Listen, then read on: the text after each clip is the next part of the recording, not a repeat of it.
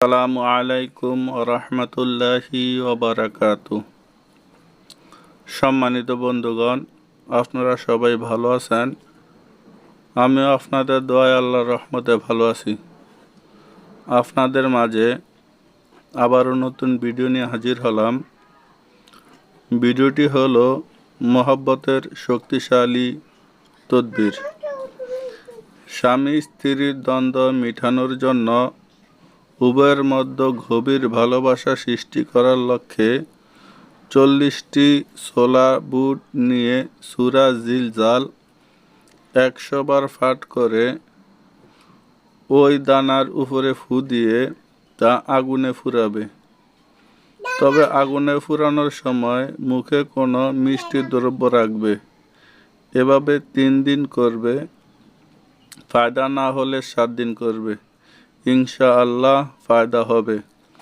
এটা কোরআনী আমল, কোরআনী চিকিৎসা। কোরআনী চিকিৎসা কোনোদিন ব্যর্থ হয় না ইনশাআল্লাহ। তো বন্ধুগণ, আপনারা যদি এই আমল নিজেরা করতে চান, কিভাবে করবেন আমি ওই নিয়মটা বলে দিব। নিয়ম বলার আগে আপনাদেরকে বলবো, যারা এখন আমার ভিডিওগুলোতে লাইক করেন নাই, আমার ভিডিওগুলো লাইক করে দিবেন। যারা এখন আমার চ্যানেলটাকে সাবস্ক্রাইব করেন নাই, আমার চ্যানেলটাকে সাবস্ক্রাইব করে পাশে থাকা শেয়ার বাটনটি চাপিয়ে বন্ধুদের মাঝে শেয়ার করে দিবেন। আপনার বন্ধুরা যেন দেখতে পারে, দেখে উপকৃত হতে পারে। তো বন্ধুগণ,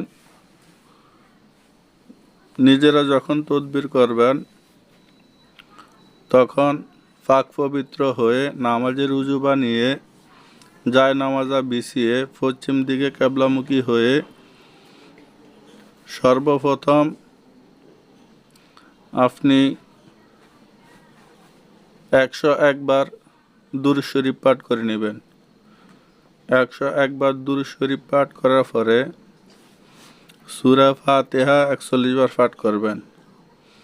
সূরা ফাতিহা 41 বার পাঠ করার পরে